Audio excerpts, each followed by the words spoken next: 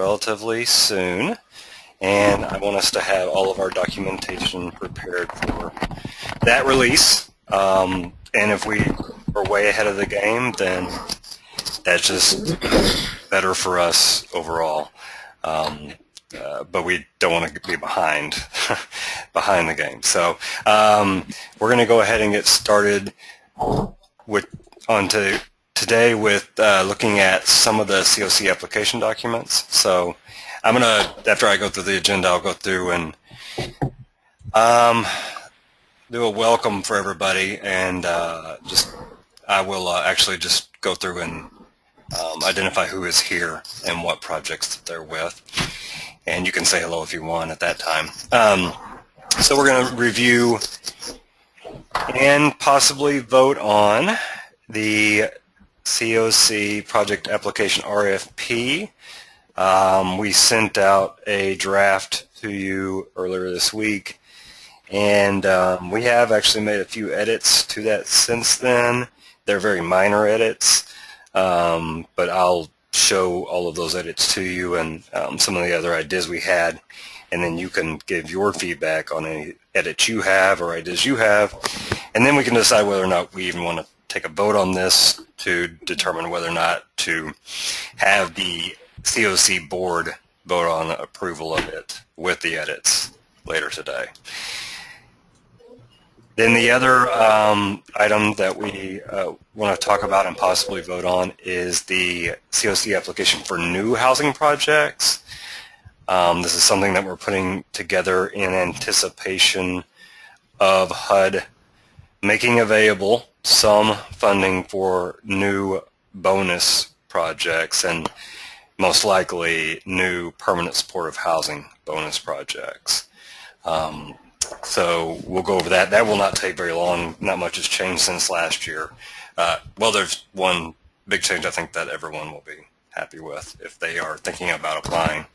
And then we'll see if we have time to talk about the CoC project evaluation process, but at this point I don't think we need to take a vote on that. I think we need to work together as a group on that some more, because I want to make sure that for all of our renewal grantees, they have time to provide their input and they feel comfortable with the process and feel that it's a fair process. So I do want to spend a little bit more time on that particular document at a later date.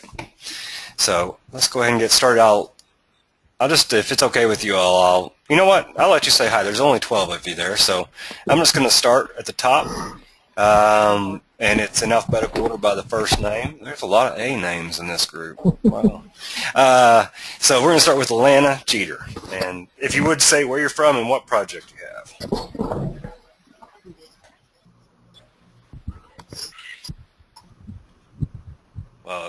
Hi. Oh, there you are, Alana.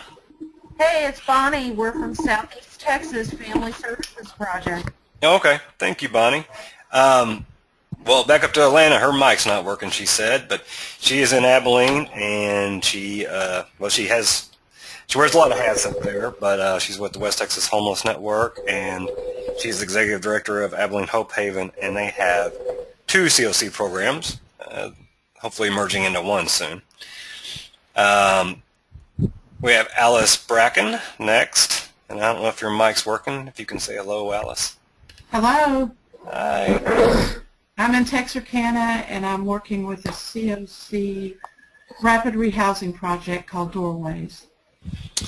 And they are our first rapid rehousing project, and they reallocated from transitional housing from a year before. Okay, Atlanta Rogers is next. Denton County MHMR, Denton, Texas, and we have a permanent supportive housing program called Connections. Okay, I don't know if everyone heard that, but she's with Denton County MHMR, and they have permanent supportive housing. Andrea Hippolyte is joining us. Hey Eric, this is Andrea. I'm with the Children's Center. We have 2 supportive housing programs, one for families and one for individuals, and I'm in Victoria County at the moment. So, Did you hear me? But they also work in Galveston. Yes. Okay. Ann Braziz is with us, but it looks like her mic is off, and she's with Families in Crisis. I always get that wrong, Ann, but I think you're with Families in Crisis. That or Faith Mission. But if it is Families in Crisis, they have transitional housing projects, CoC funded, that are, yeah, it is Families in Crisis. She's probably getting tired of me asking that. But they have several projects there in the Temple Clean area, but the ones that are CoC funded are transitional housing leasing project. Okay, and Bonnie, she's actually already introduced herself, but I'll let you go ahead again, Bonnie, if you want. Hi, Bonnie Lovici. I'm with Family Services in Southeast Texas, and Elise Johnson, our Sunshine Cove Transitional Housing Manager, is joining me. All right, thank you guys. Okay, and they're, Bonnie and Elise, they've been with the Beaumont, the Southeast Texas CoC up to now, so this will be their first year with us going through this competition. Carol Gresham is joining us from Mount Pleasant. Yes, hi. And you have 2 transitional housing leasing projects. Yes, I've got 2. We have 8 counties, and they're divided into 2 different grants because the counties are so far away. But you mentioned one of the agencies consolidated theirs. Is that something that we might be able to do? That is something that is a possibility. Maybe when we get into this document, I can talk a little bit more about that. Okay, be great. Yeah. Thank you. Yeah, and she covers a lot of the Northeast Texas area. Okay, Deborah Huffman is next. Good morning. Deborah Huffman and Rebecca Bromley. We are with Neighborhood Development out of Orange, and we administer a permanent housing program. It's a homeless to homeless program. All right. Well, thank you for joining us, and it's Deborah and Rebecca's first time to go through this competition with us as well, because they were with the Southeast Texas CoC prior to this. Jenny Stafford is next.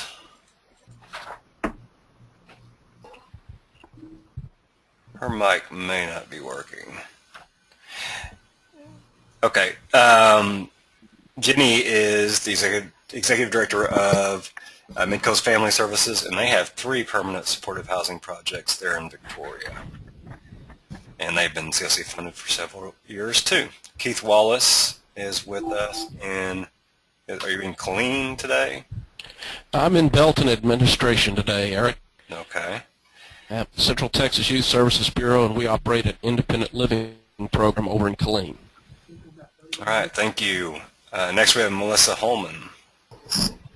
Good morning. I'm with the Gulf Coast Center MHMR out of Galveston, and we have a transitional and permanent. All right.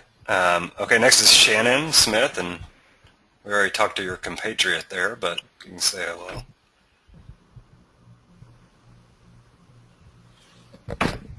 Her mic may not be working, but Shannon works alongside Alice Bracken on a transitional housing leasing project. I'm sorry, rapid rehousing project in Texarkana.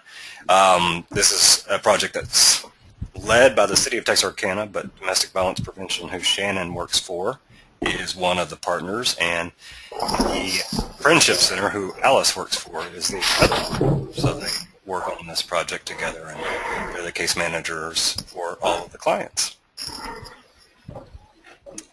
Okay, and then last is Tracy Sepulvedo, and looks like you might be away from the computer. I'm here, Eric. Can you hear me? I can. Okay. It's Tracy Sepulvedo with Community Health Corps out of Longview, Texas. Alina Shady, who assists me also, is with us. We actually have, if I can remember all these, we have 2 transitional programs that fall under the CoC, but we also have 2 permanent housing programs through HUD. We also have 3 vet programs for homeless veterans or at risk for homeless veterans. One is a SSVF grant, one is a TDC grant, and one is actually a DISHES grant. And of course, we also work with the Shelter Plus Care program for the city of Long Beach. So they got a lot going on there in Northeast Texas. So thanks to everyone for joining us. If someone else joins us, as we're going, we'll just let them catch up. Again, if you have questions, speak up. Most of your mics are working. And you always can use the question widget to type in your question. If you want to, I've unmuted all of you. If you want to, you can use you can mute from your end if you have someone coming in your office or some typing going on or something like that. Okay, I'm going to go ahead and start with the RFP. That's what is probably going to take the longest for us to go through. All right, I'm going to go ahead and open this up.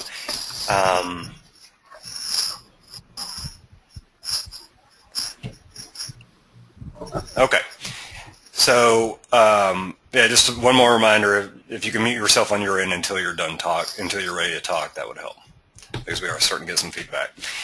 Okay, so this will take a few minutes to go through. The new project application, I think we can go through pretty fast overall. I think we can finish this in about an hour, maybe less. We'll see. But I want everyone to see what we've done here, and I want you to provide your input. So this is what we sent you with some edits and some comments, just so you know what the colors mean. The violet color, the violet shading, just means that something has been added more for clarification than anything else. So these are things that have been added that really don't change the substance of the RFP, but they've just been added for clarification or consistency. Then you'll see some areas that are shaded in yellow, and those are just prompts for me to point out things to you during this meeting. Some of them represent things that may be changed or will be changed, like this, once we know the date of the HUD Continuum of Care program, NOFA. We will change that to that correct date. And then finally, there is one more shading, and that's red, and that's just to point out this is important. It's a prompt for me to point it out. Also, it's important for you to pay attention to. Okay, so this RFP is much the same as it has been in years past, with a few changes. And I'm just going to go through and talk about the comments and the changes, and stop me at any time, type in a question at any time. And any question that you have is a good question, so please ask it. Okay, so first of all, under funding availability or funding available, we in the past have just listed new projects and the permanent supportive housing bonus, but we were talking that it would, and we decided it would be a good idea to add something about the renewal projects, since we have a lot of renewal projects, and that is some of the funding that's available to us. Hopefully it all stays with the agencies and the projects that it's with right now, but we have just added that small section there for just clarification. Some of these violet areas you'll see is just, we just corrected some grammatical errors. One of the changes this year, and I'm sorry I didn't mention green. Green does represent a change to the RFP from a previous year, and it's something important also to point out to you. So in the past, well, the last competition, we had some money available for a reallocation that was from projects that were closing, projects that were freeing up money because they were closing for whatever reason. They were closing through their own choosing, and we had a certain amount of money that we could use for reallocation. or we could use as a buffer against any potential HUD cuts. So in this section, in previous years, we talked about that. What has changed from last year and the year before to this year is that we do not have that buffer. We don't have those projects that are closing their doors and freeing up a certain amount of money that could be either used for reallocation or as a buffer. So we just state here that if we want to create new projects for permanent supportive housing or rapid rehousing, they have to be created through reallocation. So that would require one of your projects reallocating your money. So basically closing your program and then applying for a rapid rehousing or permanent supportive housing through use of that reallocated money. This is the exact process that the city of Texarkana went through the last competition to reallocate their transitional housing and apply for rapid rehousing, which they were funded for. But other than that, there will not be any other funding available for that. But like last year, or at least we're hoping like last year, there will be funding for new permanent supportive housing bonus projects. And that's what this section refers to, and there's just been some changes to some of the wording just for clarification.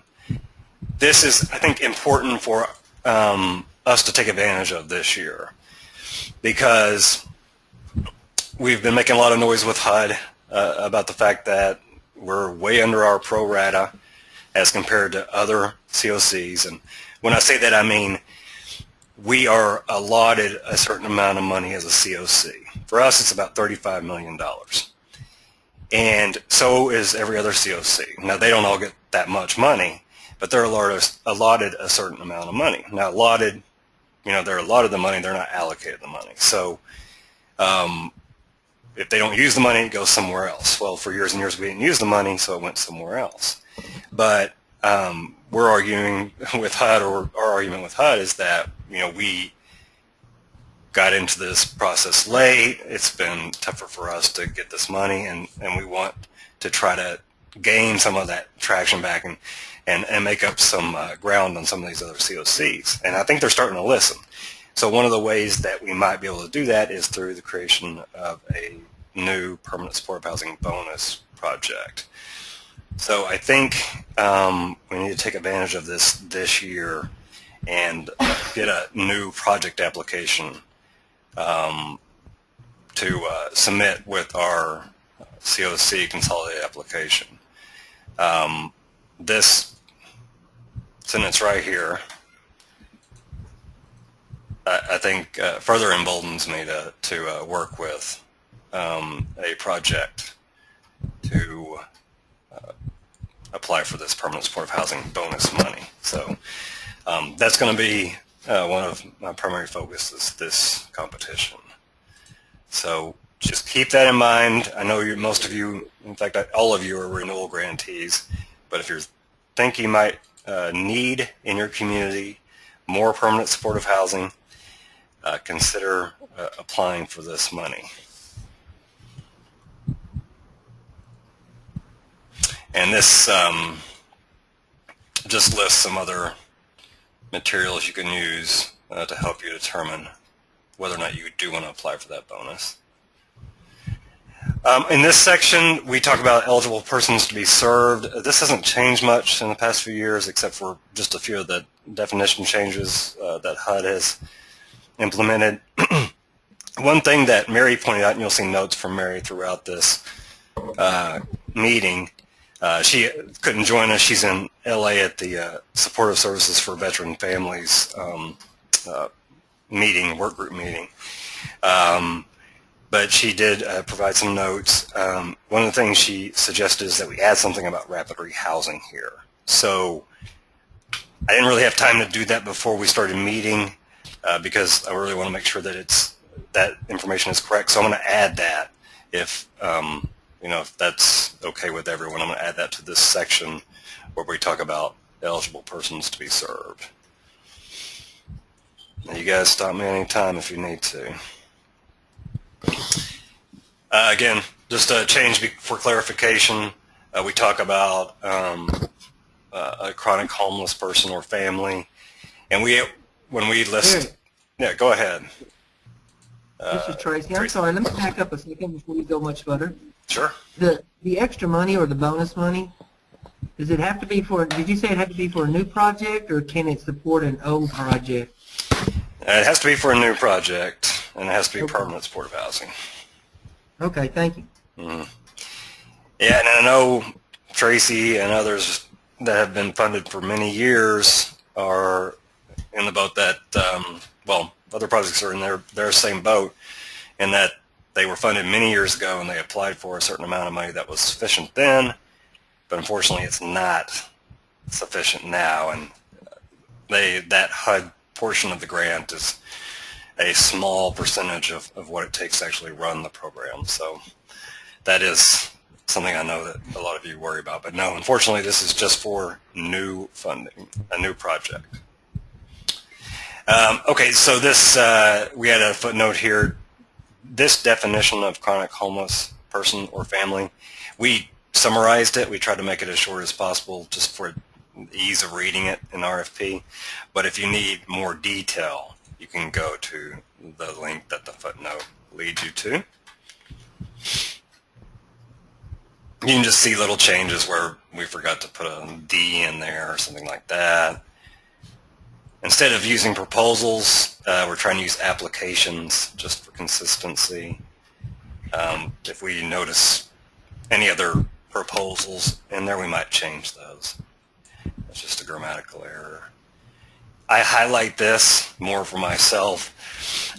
This link will likely remain the same. It takes the person who clicks on it to our website where our grant materials from last year are. We'll start updating that page with the new grant materials. All right, then we get into some more notes here.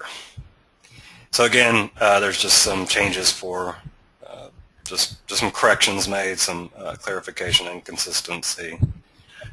Then we get to project match and leverage letters, and we're reading through the way we've described this in the past, and it read as if the only reason that we're asking, and HUD's asking you to come up with leverage for your project, is simply for the scoring.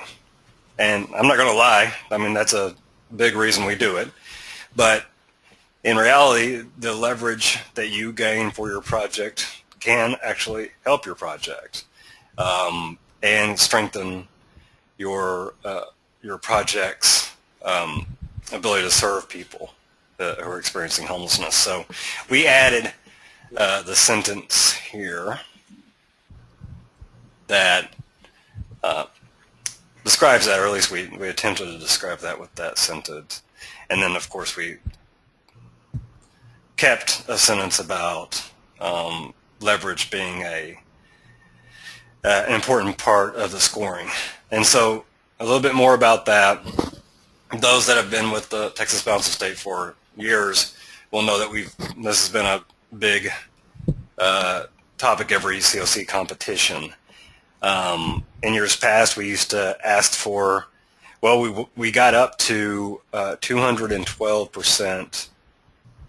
I'm sorry, we got up to a requirement that all project applicants come up with 212% of their project request. Because we realized that the scoring HUD applied to that was that important to our CoC, and getting those extra points was that important, and that vital to our continued funding. Since then, we've pulled back on that a little bit because we're scoring a little bit better as a CoC.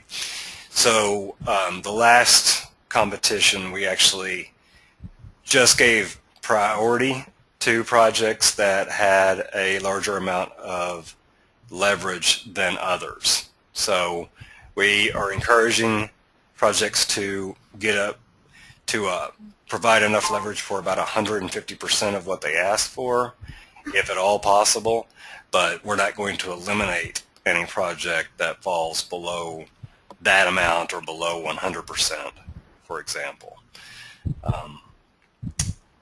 Are there any questions about that before I move on?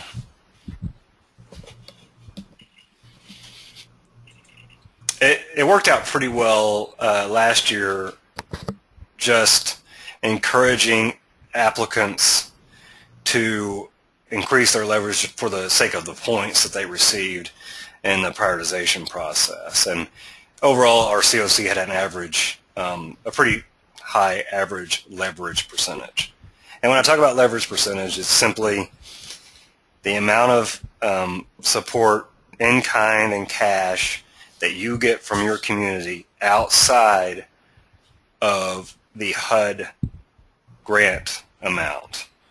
So to determine the percentage, we just divide that HUD grant amount by the other sources of leverage. And that includes match, cash match, in-kind support, all combined. Okay, that was probably clear as mud, but you guys aren't asking questions, so I'm gonna move on. Okay, so there's just some more violet areas here, and that's just for clarification or correction. Okay, this is the one I wanted to get to. This is the page that I thought you might have some comments on. So everyone, please keep in mind this is tentative.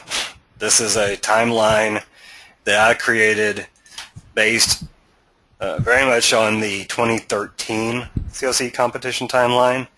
I looked at when, okay, let me, hold on actually before I move on. I've got some questions coming in. Okay, Jenny Stafford asked if program income can count as leverage. And she's talking about program income from her clients. And I'm assuming it's the occupancy rates. That's what you're referring to.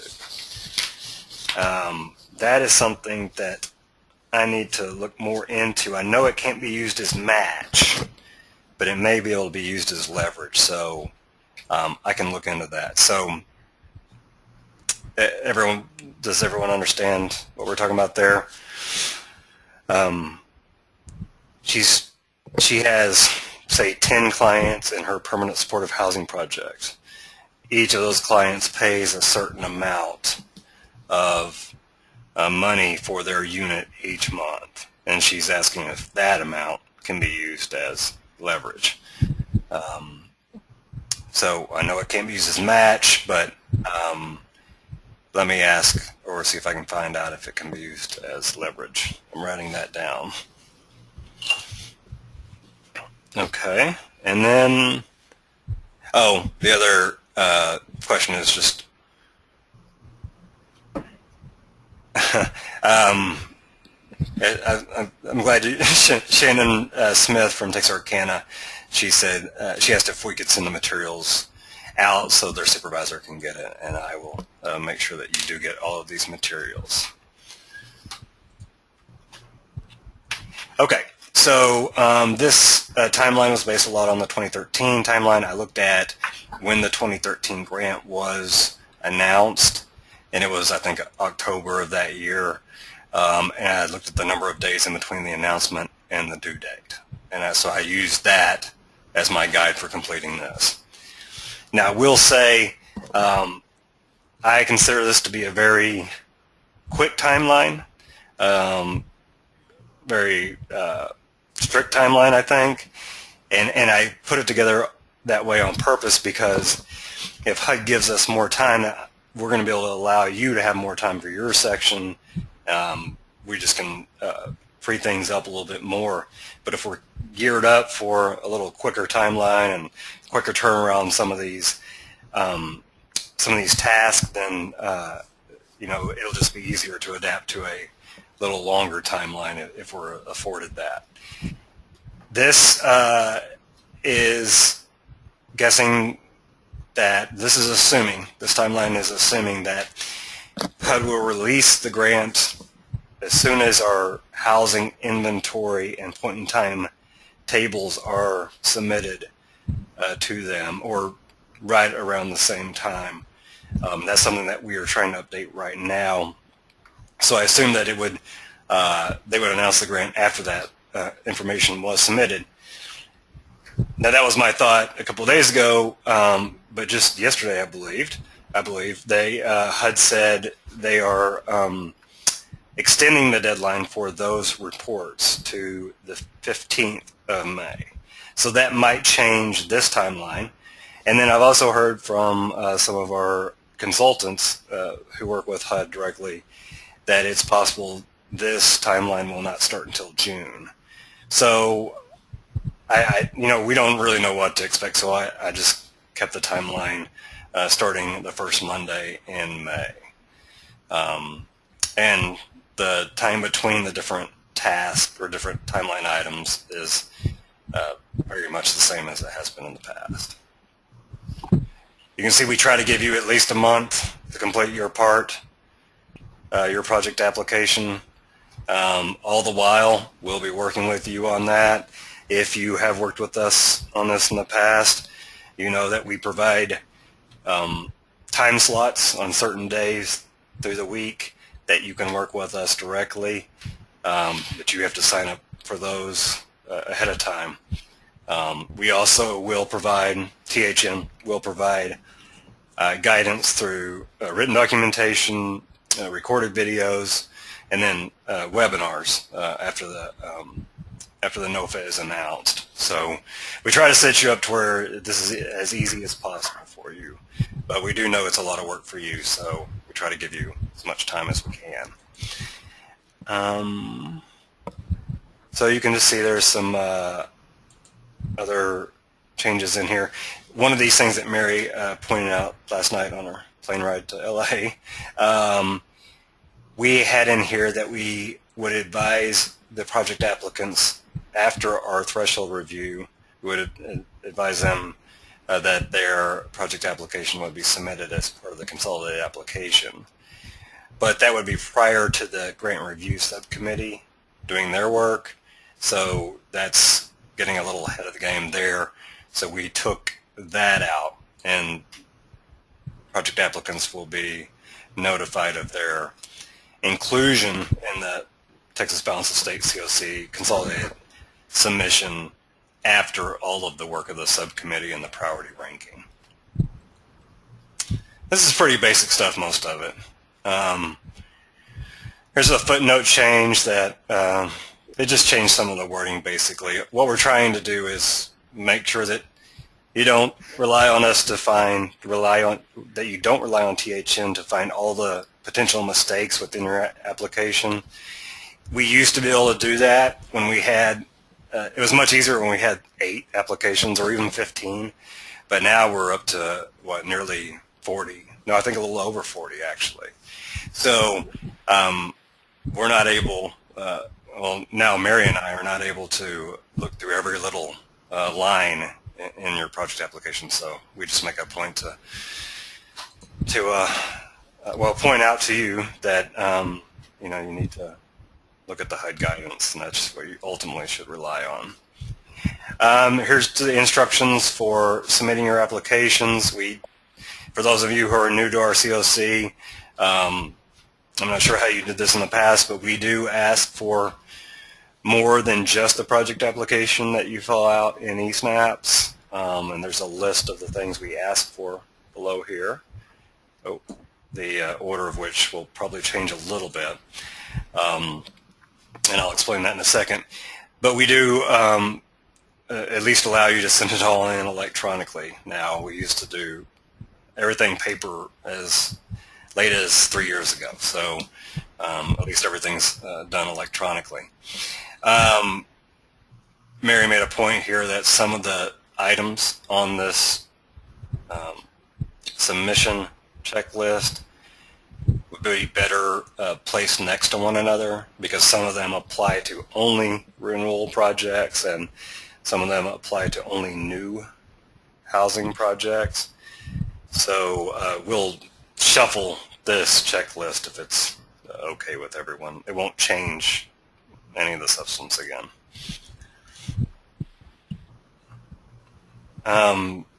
Just for the new folks, so what we ask for in addition to the project application and the eSnaps is your applicant profile. That's also in eSnaps. We ask for your most recent HUD monitoring findings. We ask for all of your leverage documentation. And so that means all the letters that you put together for your cash match and your in-kind support. We ask for copies of those. We ask for your LOCS data for the past 2 project years and the current year to date. If you don't know what that is, that's your line of credit control system data.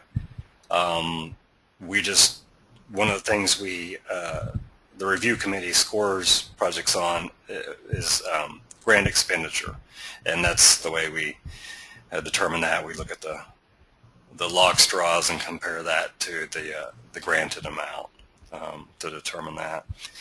And then finally we ask for the certificate of consistency with the consolidated plan. For some of our projects, we work with them directly on completing this because they don't have a local jurisdiction they can go to.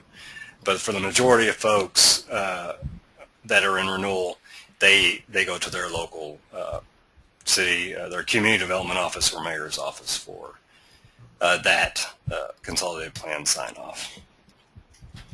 And again, with all of these, we'll provide instruction. Okay, there's just some other changes for consistency.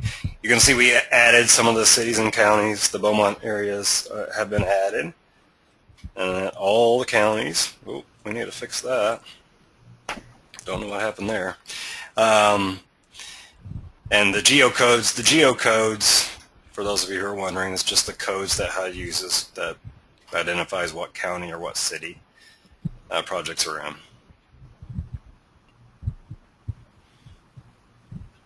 And then finally, the last few pages, it's just examples of match and leverage letters that you could use. We have other samples that we've gathered throughout the years from other programs that we can share with you if you're curious. I need to work on some of the formatting here, it looks like. Also, one more thing about match and leverage. If you are worried about doing that at all, and you are kind of lost in how you should do that or how you should increase the amount of leverage support you get, please work with us on that. We can come up with ideas to help you out with that. So do not hesitate to ask for that. Okay. So that is the RFP. We had a question and maybe a few come in here.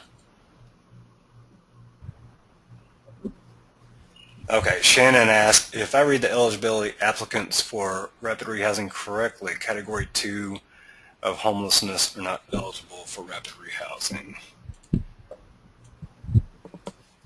And if you need to, you can unmute yourself. Let me see. Were you talking about a previous page?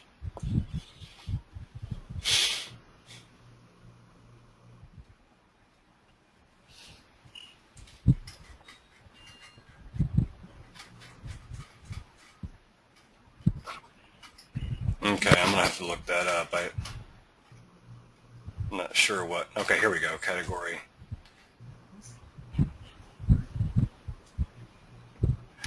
Well, rapid rehousing is for folks that are coming out of literal homelessness. So that is who fits into that. Sorry, I may have to look this up once we get off the call and get with you on that. But I don't believe those in category 2 would be eligible for that. Also, one thing that we try to provide for you when we can, when we have the funds, is help with some of your TA on your program management. And probably one of the reasons Shannon's asking this is because they just started rapid rehousing, and they have questions, as any program would have. about operating that project. So they have asked if we can provide someone for them to help them with that, and they should be working out the details of that right now. We're sending a consultant their way to help out with some of the program management for that. So if you do decide to reallocate to rapid rehousing, know that you won't be out there just completely on your own. We're going to try to help you out with that, as well as if you need help with your program management for any of your other programs, we'll try to help out with that as well. Okay, do we have any comments about this RFP? Is this something that we want to consider voting on for the board to approve, or do we want to get some more work done on the edits before we get to that point? Some comments on this would be good before I open up the poll to vote on it.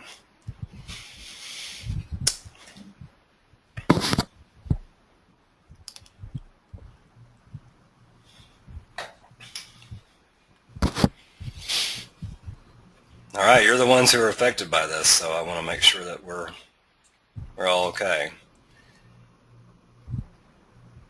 Okay, and I don't want to assume too much, but I think I will assume that if you're not making comments, you're okay with what we went through, with the exception of I still need to answer a few questions from some of you, but they're not really changing this RFP. But you're okay with what we went through, and you would consider voting on it to send to the board for approval, with the consideration that edits still need to be made. If any one of you want to say no to that, please do so now. Okay. Then okay. Well, I'm going to open this up. I just have one. It looks fine to me. I'm going to open this up. These polls are completely anonymous, so if you wish to wait and look at this some more before we send it to the board, then vote no. Otherwise, vote yes, and we will bring it to the board for final approval with the edits being made later today. Okay, I'm going to go ahead and launch this.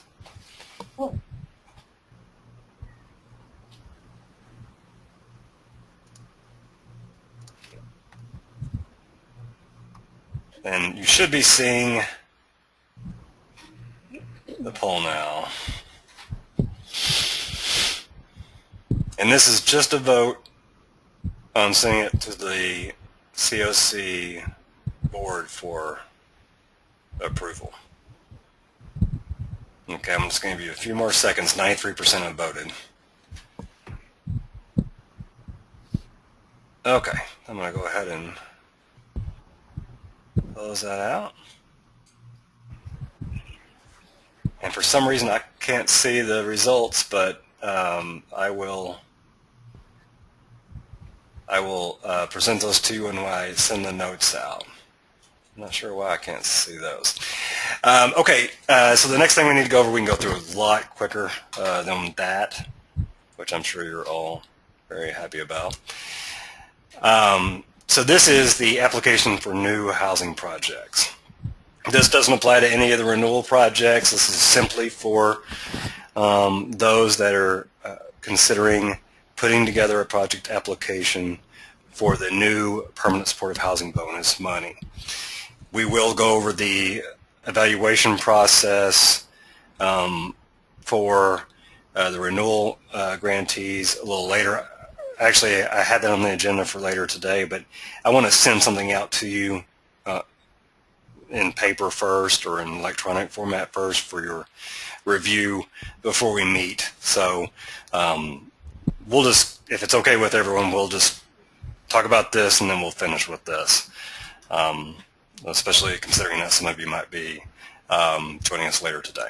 Okay, so some of the color coding is the same as it was in the last document that we reviewed. This is, the green is just something that I just point out that hasn't changed. The yellow is something that has changed. And you can see the notes here, and I will send this out to everyone with the notes. So I wrote this up just assuming that HUD will provide funding for new permanent supportive housing bonus projects. So that is what this number 1 and 2 points refer to. I'm sorry, no, this is the green area is for reallocated money. And so if any project, if we want to create new permanent supportive housing for 100% chronic or rapid rehousing, it has to come from reallocated money. Did someone have a comment?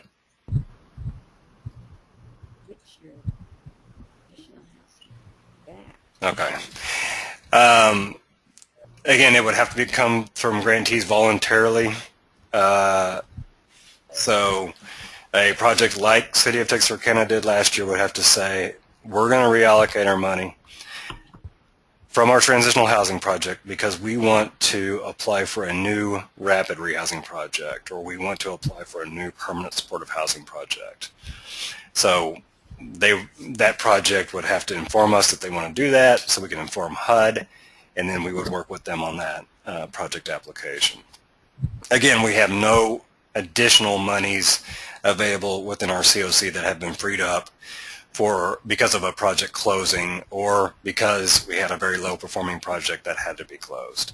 And just so everyone knows, our CoC has not chosen to take that latter option yet, that option that projects would close because of poor performance.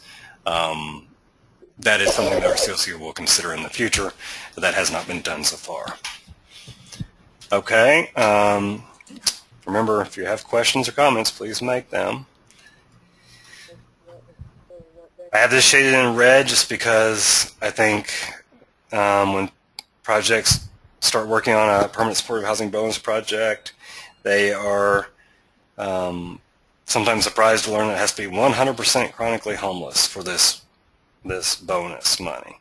So just make sure, if you are considering that you will have that population to serve in your community, and you have the capacity to find those folks and serve those folks with a project like this.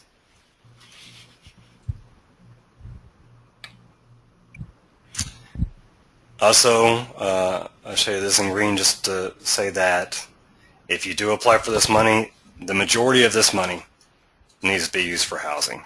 So basically they're saying, we want our money to be used for housing. You can use up to 30% for other things. And supportive services are the other things, the case management, the mental health care, things like that. Those are very important things, but what HUD's saying is they want you to find funding for that from somewhere else.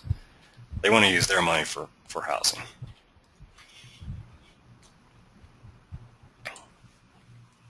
And the big change that I thought people might be happy about if they're considering applying for this bonus money is that we do not have a minimum requirement of leverage support as we have in the past.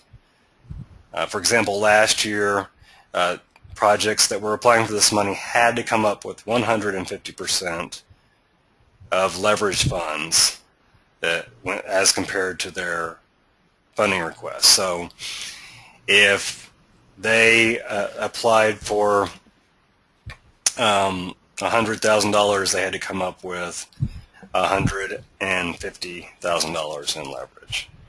That doesn't sound that bad whenever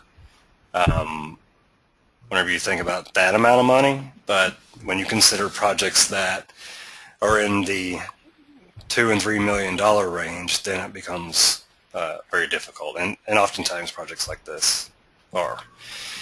So what we're trying to do is take advantage of the attention that we're getting from HUD right now and get one of these projects or more funded.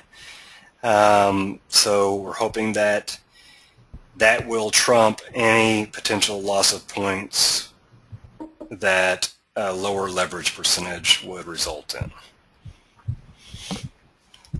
Now, all that being said, once we identify that those one or two projects that are going to submit a application this year, we're going to work with them like crazy to try to get their leverage percentage as high as possible.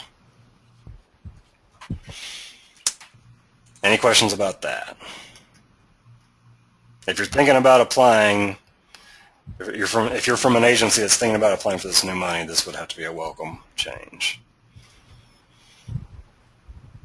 Okay, and then there's just other rules about this, and then there's the application. And I just have one more point to make about this, but, well, a couple more points. I can't just end with one. This application, as you're going through it, it seems really extensive, and it is, I'll admit. But this falls along with what you'll be completing in eSNAPs for your project application. So say you represent an agency that knows they want to do this, they're ready to go for it.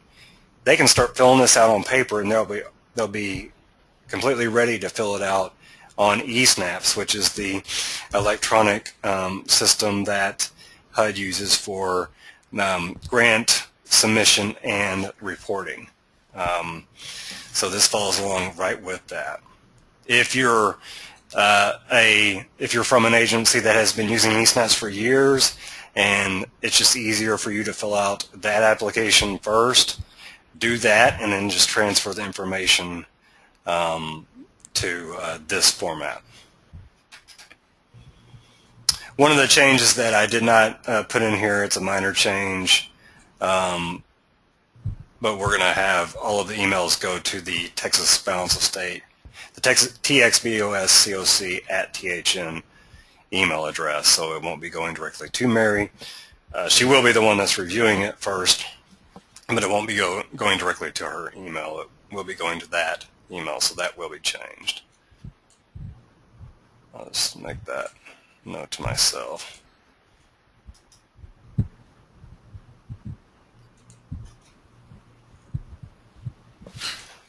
Okay.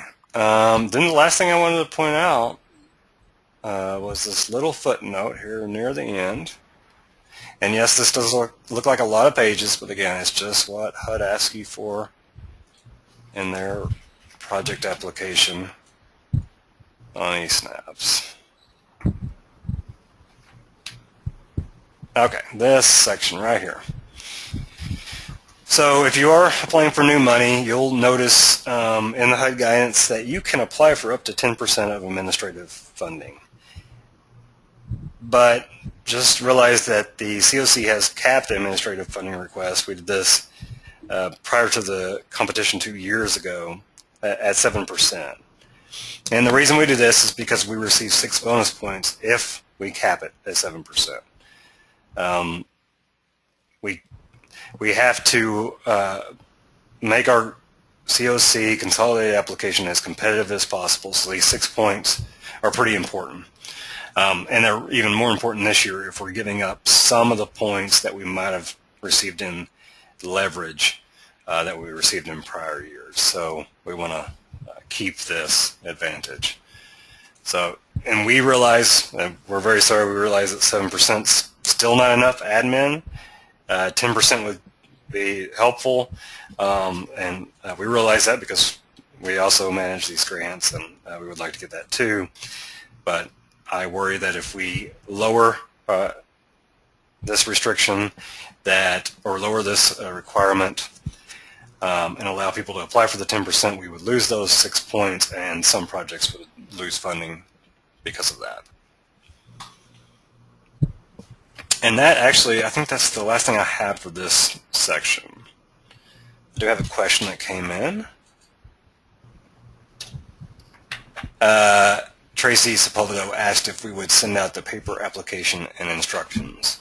And if you mean this document, yes, we will send this out. And then you can do with it what you want. You can print it out and fill it out, or however you want to fill it out. Any other questions? I think we can, I don't think I need to ask if we can take a vote on this. I think we probably can. All right, if there's no other questions, I'm going to go ahead and take a vote or submit that poll. Okay. All right. And if you think this is fair, vote yes on it. If you think this needs some work or there's something you'd like to change, vote no. And again, this is anonymous. And I'm sorry, y'all, I can't find out how you voted yet. Oh, yeah, oh, now I can, actually.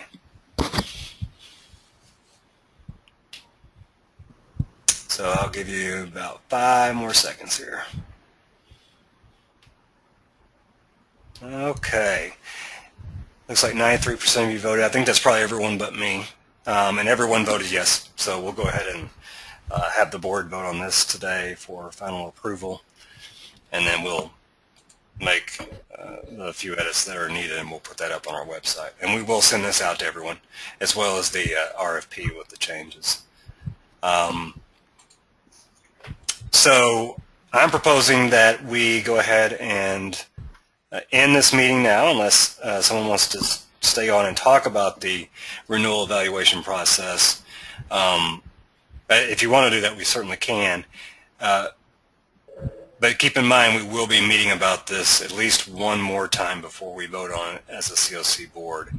And when I say that, what I'm talking about with that is the process, the prioritization process for all of the renewal project applications. So we'll go over what all has to be sent in, what format it needs to be in, how projects will be scored by the review committee, and how the prioritization will take place. So that's something that I can stick around and talk about it if you want.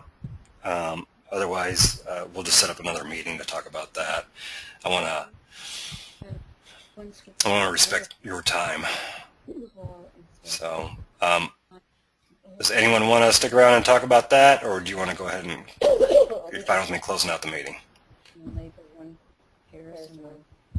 All right, I'm going to assume you're fine with that, with me closing out the meeting. So I'm going to let you go ahead and get back to your busy days. And I want to thank you for joining and listening and voting. And if you do join us later today, I appreciate your participation in that ahead of time. So if you need to go ahead and go do what you need to do. And thank you again. Thank you.